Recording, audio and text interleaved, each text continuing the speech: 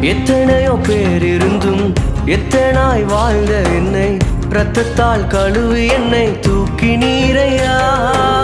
எத்தனையோ பேர் இருந்தும் எத்தனாய் வாழ்ந்த என்னை இரத்தத்தால் கழுவி என்னை தூக்கி நீரையா. இரத்தத்தால் மகனாக மாற்றி நீரையா. இரத்தத்தால் மகனாக மாற்றி நீரையா. என் தகப்பனே, தந்தையே,